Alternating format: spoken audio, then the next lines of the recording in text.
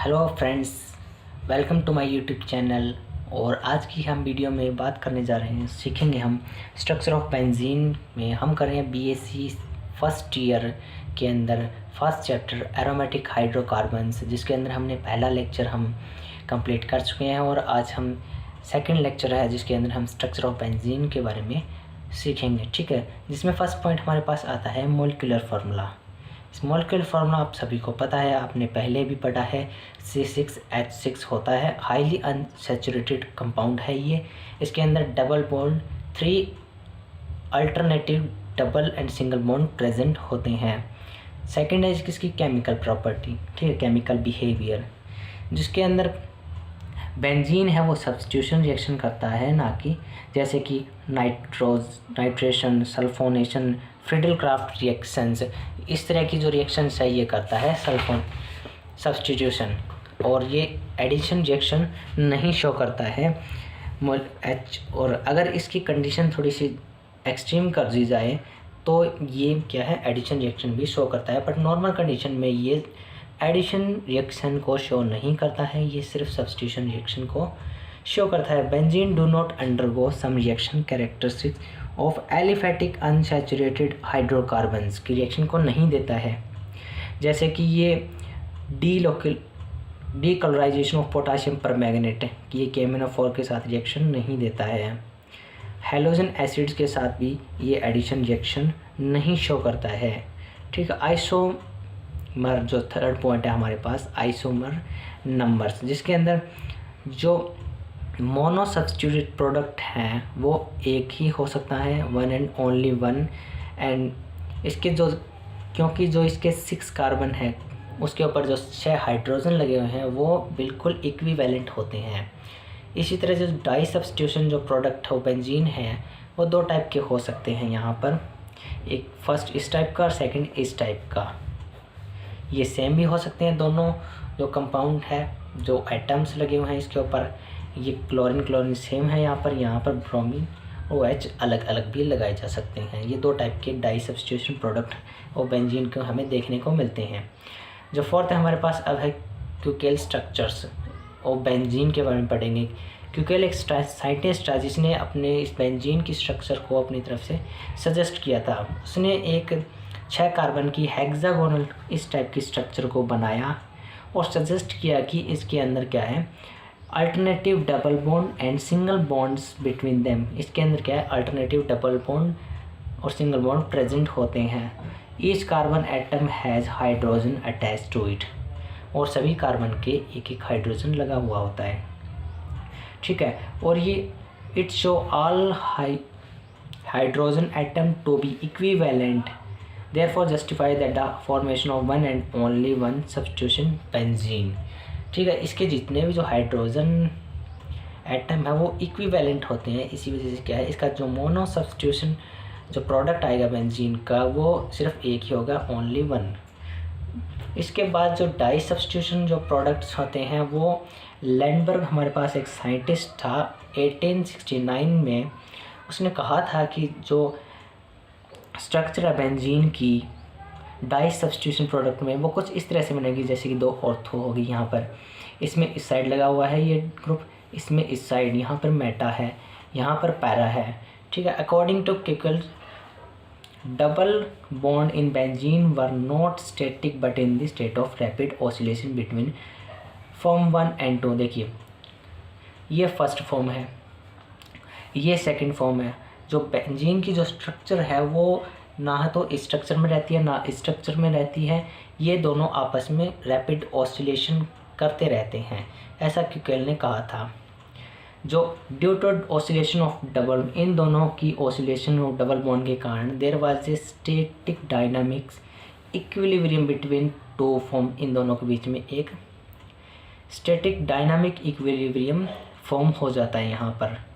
ठीक है, इसका रिजल्ट क्या होता है कि 2 ortho di substitution derivative could not be distinguished or separated from one another. देखिए 2 ऑर्थो सब्स्टिट्यूटेड डाई सब्स्टिट्यूटेड जो डेरिवेटिव है बेंजीन की उसको अलग नहीं किया जा सकता है, क्योंकि जो ये फर्स्ट और सेकंड फॉर्म है दोनों आपस में एक डायनेमिक स्टैटिक इक्विलिब्रियम में प्रेजेंट होती है, इनको अलग नहीं किया जा सकता।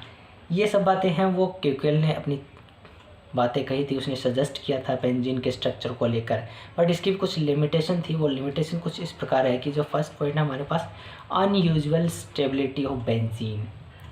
देखिए क्यूकेल जो स्ट्रक्चर है उसके अंदर 3 डबल बॉन्ड होते हैं, ठीक है। तो इसका मतलब क्या है, ये काफ़ी हाईली रिएक्टिव कंपाउंड होना चाहिए। डबल बॉन्ड 3 डबल बॉन्ड इसके अंदर प्रेजेंट होते हैं, बट एक्चुअल में ये ऐसा नहीं होता है। ये एडिशन रिएक्शन को शो करना चाहिए इसके अकॉर्डिंग, क्योंकि यहाँ पे 3 जो डबल बॉन्ड प्रेजेंट है और ये हाईली एक्टिव होना चाहिए, और हाईली एक्टिव है तो वो एडिशन रिएक्शन को शो करना चाहिए, बट ऐसा वो नहीं करता है। तो ये इसका अनयूजुअल स्टेबल होना इसकी एक लिमिटेशन है, जिसके अंदर 2 पॉइंट हमारे पास हैं। एक तो है हमारे पास केमिकल रिएक्शन, जिसके अंदर benzene undergo substitution reaction and not show addition reaction, also it is not affected by the oxidising agent such as KMnO4। This means benzene is very stable. देखिए कहने का मतलब क्या है कि बेंजीन है वो सब्स्टिट्यूशन रिएक्शन देता है, एडिशन रिएक्शन नहीं देता है। इसके साथ ही वो oxidising agent such as KMnO4 के साथ भी रिएक्ट नहीं करता है। मतलब ये है कि यहाँ पर जो बेंजीन है वो काफ़ी स्टेबल है, जो क्यूकेल ने कहा था उससे ज़्यादा, ठीक है। दूसरा पॉइंट हमारे पास ये है कि heat of hydrogenation and combustion, ठीक है। The observe value of hydrogenation ये है हमारे पास 151 kg/mol, जो कि थ्योरेटिकल वैल्यू जिससे कि क्यूकेल स्ट्रक्चर को कंसीडर करते हुए एक थ्योरेटिकल वैल्यू निकाली गई। उस वैल्यू जो वैल्यू निकाली गई उससे ये काफ़ी कम वैल्यू है 151, और जब वैल्यू कम है इसकी हीट ऑफ हाइड्रोजनेशन में, इसका मतलब ये है कि ये जो स्ट्रक्चर है बेंजीन का जो एक्चुअल में वो काफ़ी ज़्यादा स्टेबल है क्यूकेल स्ट्रक्चर ने जो स्ट्रक्चर दिया था उससे, ठीक है। इट मीन्स जो बेंजीन है has lower energy content and it is more stable than the Kekule structure. Similarly हमारे पास क्या है, तो हीट ऑफ कंबशन जो बेंजीन का है वो 150 kg/mol होता है। यह भी जो थ्योरेटिकल वैल्यू थी क्यूकेल की उससे काफ़ी कम आया। ये जो सजेस्ट करता है कि जो बेंजीन है वो ज़्यादा स्टेबल है क्यूकेल स्ट्रक्चर के मुकाबले, ठीक है। तो ये था हमारे पास जो सेकंड पॉइंट फर्स्ट पॉइंट का लिमिटेशन। सेकंड में हमारे पास कार्बन बॉन्ड लेंथ, इसकी एक लिमिटेशन है, ठीक। देखिए जो कार्बन के अंदर अगर डबल बॉन्ड प्रेजेंट होता है, हम जानते हैं उसका 1.34 एंगस्ट्रॉम बॉन्ड होता है, बॉन्ड लेंथ होती है, ठीक है। अगर हमारे पास कार्बन के बीच में 2 डबल बॉन्ड है, ठीक है, एक डबल बॉन्ड है, उस डबल बॉन्ड की जो बॉन्ड लेंथ होती है वो 1.54 एंगस्ट्रॉम। बट एक्चुअल में एक्स-रे डायफ्रैक्शन में स्टडी किया गया तो पता चला कि बेंजीन के बीच में जो 2 कार्बन के बीच में जो बॉन्ड प्रेजेंट होता है वो ना ही तो सिंगल होता है ना ही डबल होता है। जो उसकी बॉन्ड लेंथ है वो ना तो सिंगल बॉन्ड लेंथ के बराबर होती है, ना ही वो डबल जो बॉन्ड होता है उसकी बॉन्ड लेंथ के बराबर होती है। वो इन दोनों के बीच में कहीं पे इंटरमीडिएट करती है, जिसकी वैल्यू 1.397 एंगस्ट्रॉम होती है। तो ये भी एक इसकी लिमिटेशन रही क्यूकेल स्ट्रक्चर की। इसके बाद आता है हमारे पास resonance structure. Resonance structure according जो आपने रेजोनेंस के बारे में जो उसका कॉन्सेप्ट है वो आप पहले पढ़ चुके हैं, ठीक है। उसके बारे में हम बात नहीं करेंगे, डायरेक्ट हम सीधा हमारे मुद्दे पर आते हैं। बेंजीन है वो resonance hybrid of structure 1 and 2, ठीक है। बेंजीन जो है वो एक रेजोनेंस हाइब्रिड है स्ट्रक्चर 1 and 2। 1 and 2 स्ट्रक्चर जो है वो हैं ये फर्स्ट ये सेकंड। इन दोनों की जो बेंजीन स्ट्रक्चर है वो इन दोनों का रेजोनेंस हाइब्रिड है। जो बेंजीन स्ट्रक्चर है वो ना तो इससे रिप्रेजेंट होती है ना ही इससे, वो कहीं इन दोनों के बीच में कहीं लाई करती है, ठीक है। Represent structure of benzene can't be represented by neither 1 and neither 2। इन दोनों किसी में से दोनों में से रिप्रेजेंट नहीं करती। It lie somewhere in between 2, इन दोनों के बीच में कहीं पर लाई करेगी। इस बात की एविडेंस के लिए हमें क्या क्या पॉइंट मिले वो देखते हैं हम। Evidence in favour of resonance structure की, रेजोनेंस इसके फेवर में है, इसके क्या क्या पॉइंट है देखिए। रेजोनेंस के अकॉर्डिंग क्या है, कार्बन कार्बन बॉन्ड लेंथ है hybrid of structure, all the carbon bond in the benzene are equivalent or intermediate between single and double bond. देखिए बेंजीन जो रेजोनेंस का कॉन्सेप्ट है उसके अकॉर्डिंग जो बेंजीन के जो बॉन्ड है कार्बन, दो कार्बन के बीच में, उनकी जो बॉन्ड लेंथ है वो ना ही तो डबल है ना ही वो सिंगल है, और वो सभी के सेम है। ठीक है, जो कि हमें एक्स-रे डाइफ्रैक्शन स्टडी में मिला था। ठीक है, उसी के अकॉर्डिंग हमने कहा है कि यहाँ पर जो bond length of between carbon carbon are same and equal to 1.397 angstrom यहाँ पर मिल पाई गई है। तो इस पॉइंट से हमारे पास क्लियर हुआ है यहाँ पर कि जो कार्बन कार्बन के बीच में जो रेजोनेंस कॉन्सेप्ट ने बताया कि जो दो कार्बन के बीच में ना ही तो जो बॉन्ड लेंथ है उसकी ना ही तो डबल बॉन्ड के बराबर होती है ना ही वो सिंगल के बराबर होती है, वो होती है इन दोनों के बीच में कहीं इंटरमीडिएट, जिसकी वैल्यू 1.397 एंगस्ट्रॉम होती है, जैसा कि एक्स-रे डाइफ्रैक्शन स्टडी में बताया गया था। ठीक है, सेकेंड पॉइंट है कि आइसोमर नंबर। देखिए carbon carbon bond in the benzene are equivalent, दोनों ही जो बॉन्ड है वो कार्बन के बीच में सेम है। There is no distinction between any two ortho di substitution product and there are 3 di substitution product in all. ठीक है, ये पॉइंट हम पहले बात कर चुके हैं। थर्ड पॉइंट हमारे पास कहता है unusual stability and remarkable behaviour. Unusual stability and remarkable behavior of benzene is understood by term of resonance energy। ठीक है, रेजोनेंस एनर्जी का कॉन्सेप्ट आपने पहले ही पढ़ चुका है। Resonance energy is the energy difference between the most stable canonical structure and the resonance hybrid. इन दोनों के बीच में जो रेजोनेंस एनर्जी वही होती है इन दोनों के बीच की एनर्जी का गैप। ठीक है, ये आप पहले पढ़ चुके हैं। Show by the heat of combustion, जो रेजोनेंस एनर्जी है वो 151 kg पर मोल आई यहाँ पर रेजोनेंस के कॉन्सेप्ट है, और यही जो चीज़ हीट ऑफ कंबशन और हीट ऑफ हाइड्रोजनेशन में भी देखी गई। ये भी पॉइंट इसके फेवर में आता है, रेजोनेंस स्ट्रक्चर के फेवर में। ठीक है, नेक्स्ट जो हमारे पास है मॉलिक्यूलर ऑर्बिटल पिक्चर। देखिए बेंजीन की मॉलिक्यूलर ऑर्बिटल पिक्चर आप देख रहे हो सामने कि 6 कार्बन है, 6 कार्बन के एक कार्बन है हमारे पास। देखिए 6 कार्बन है, एक कार्बन 3 सिंगल बॉन्ड से जुड़ा हुआ है, एक यहाँ पर p ऑर्बिटल का ओवरलैप कर रहा है दूसरे कार्बन के p ऑर्बिटल से।